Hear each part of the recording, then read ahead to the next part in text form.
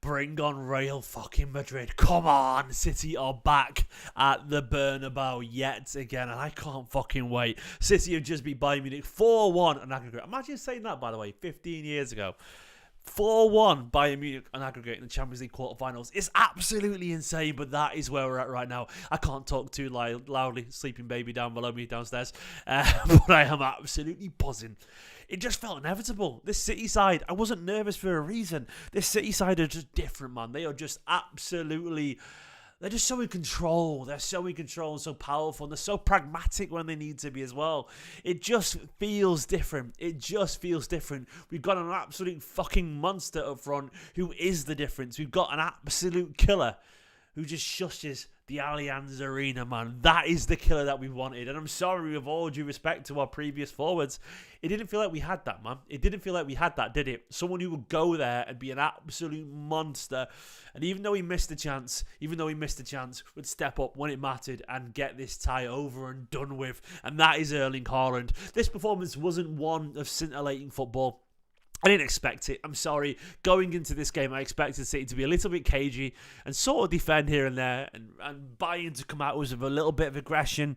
But I expected us to largely be okay and deal with it because I think defensively this City side have got it. And that's what we got.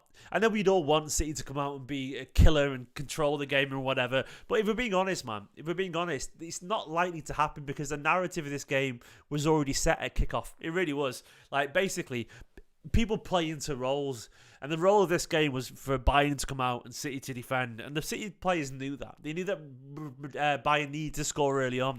So what City players did is they sort of defended, and they kept it relatively simple, but it was enough. It absolutely was enough. It was impressive. It was solid. It was strong.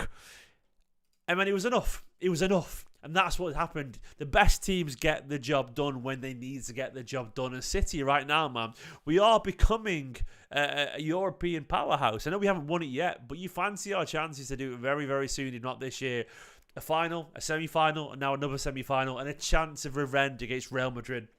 Look, if we can get past Real Madrid, you got to fancy our chances to win it. You've got to fancy our chances to win it, man. You have to, because it looks really, really good for us. As it stands right now, is it 3-3?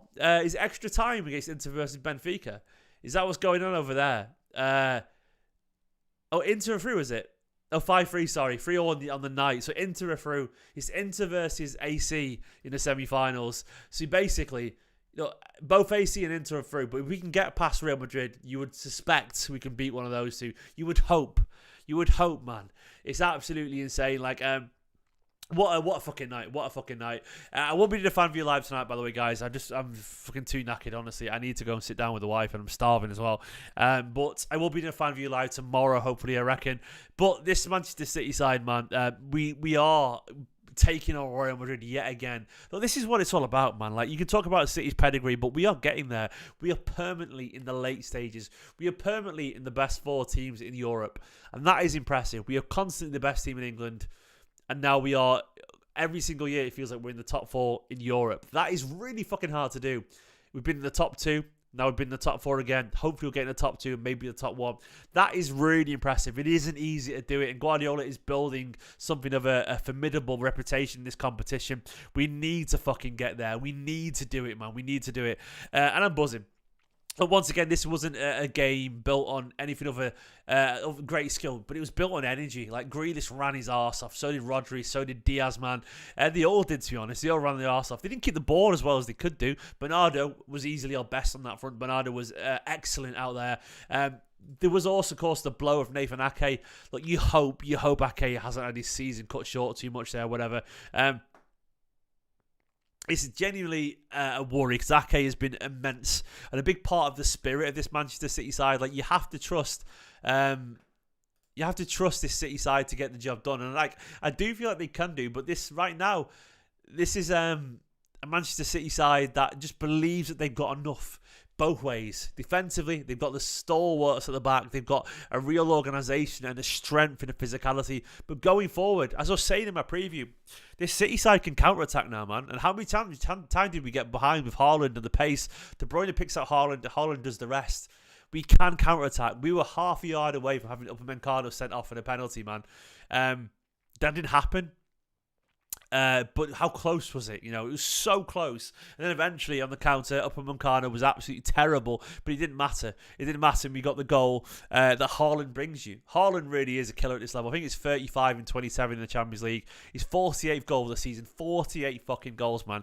And we've still got over 10 games left. We've still got 8 league games, an FA Cup semi-final, and at least 2 more. We've still got 11 games minimum, and he's got 48 goals. He's aiming for 60 goals in his first season for Manchester City, and that is quite remarkable. It's just stupid, if we're being honest. I think he might get it as well. A sensational start to the season. The best natural finisher this country has probably ever seen, if we're being totally honest. Of course, now Laporte will come in. And Laporte's a cracking player, world class at his very best. Out of the team for a while, but this is why you stay professional. This is why you stay focused, because you get a chance to make an impact. This is why Ake stayed so focused as well for so long, because he knew eventually he'd get a run in the team, and that's what's happened. And now it's Laporte's turn, man. But this is what football does. Like, you genuinely can do it. You can get a chance every now and then if you are patient. And Laporte is going to get a lot of football now because he's a natural replacement for this system. It's going to be him. And I trust him. I absolutely trust him. Hopefully Ake is just a week or 2, maybe even 3 weeks. But it looks like he's done his hamstring, but that could be anything from a few days to a few weeks to longer. We just don't know. Fingers crossed we can keep him. A really nice shot, by the way, of Pep Guardiola and Sane after the game here, which I like. Look at that there. Hopefully he's saying, Leroy, come back, man. How you've grown. You were good tonight against us. I would love to have you back, man. And I hope he's going, Pep, I shouldn't have left, man. I shouldn't have left. Get me back to Manchester. That's what you hope he would be saying there, wouldn't it? I would take it. Edgar with the super chat just saying game over. Game over for Bayern's Champions League Bayern's Champions League chances. Edgar, love you, pal. Absolutely love you for the super chat. I'll take Leroy back, man. Leroy's a great player, and he loves this club, and he loves this country, and he loves this city. He does. He's in Manchester all the time. Take him back, man. Take him back. I'd have him back. I think he's got something to prove, and I think he's grown up a little bit. I mean, Sane is an option. The reason I want Sane back, even though the system's changed, because I want options. I want options and versatility. It'd be wonderful. I'm buzzing for that. Absolutely buzzing. Genuinely buzzing. What a night. By the way, the penalty against us is fucking insane. I also think the Upamecano penalty was a little bit harsh as well. Like, you could tell he sort of tried to keep his arms, and as he kind of span, it came out a little bit. I felt a bit sorry for him. I can understand the argument for it. It was a bit harsh, the Upamecano one. The one against Akanji was fucking insane, man. Like, the ball travelled no further than that, less than a metre, and came off his foot. It was absolutely mental. Like, that penalty was literally because he had arms. Genuinely because he had arms. Like, you shouldn't have an arm there. Like, what am I meant to do, man? I can't move them in a millisecond. The ball was kicked against my arm. Like, where was he? It was just insane refereeing. Insane refereeing. But that is Champions League referees. There's the other shot, by the way, with Guardiola and Sane. I don't know what's going on here, man, but I hope Guardiola... that's interesting, that shot, isn't it? It's from that, from this to that. That's interesting, that, man, isn't it? What an interesting shot. Bring him home.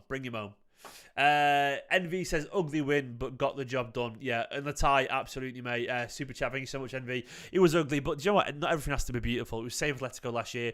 I actually like it when we get through in games like this. It's all very good cruising, but Bayern Munich are too fucking good a team to be 3-0 down and take it home and not go at you. They're too good. They're too good, Bayern. You have to survive. You have to survive every now and then, and that's what we got. We got a Bayern team who came out against us, but we stood up strong. And sort of, to be honest, they had some good moments. They did. They probably should have scored. Sane had the best chance of the game for them and a couple of decent chances. But Edison, can we talk about Edison? Edison, absolutely huge, man. Edison with some big saves. I'm going to tweet it now.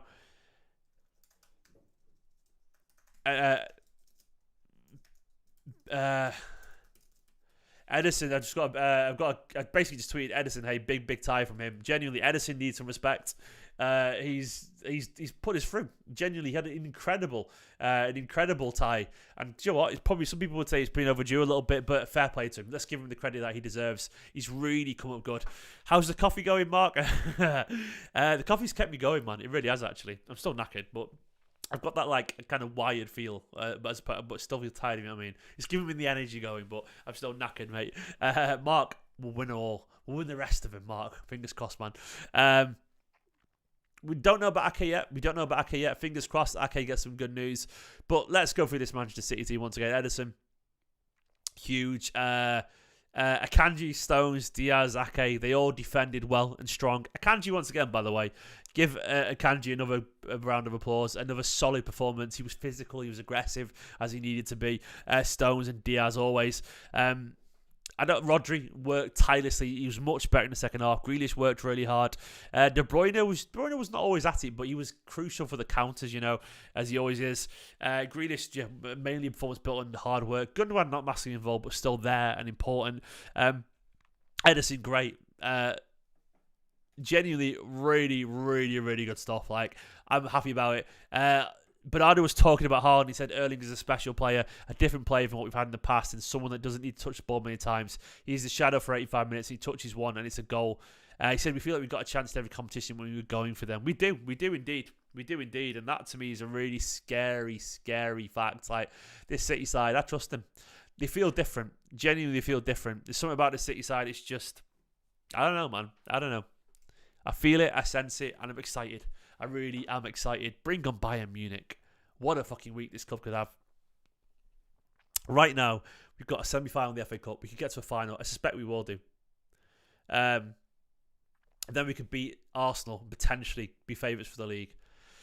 It's very exciting, isn't it? It's very, very, very, very, very, very exciting. It really is, man. It really is. I feel like we could do this. I feel like we could do it. We could be on for something pretty historic here, potentially.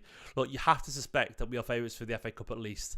Beat Arsenal, we'll be favourites for the league. If we beat Arsenal, we'll win the league. I feel that strongly, by the way. Madrid. Well, Madrid is Madrid. We could beat them 4-0 and still go out. It's that crazy, man. But who knows? We'll bring it on. All I know right now is it's a very fucking good time to be a Manchester City fan. A wonderful time.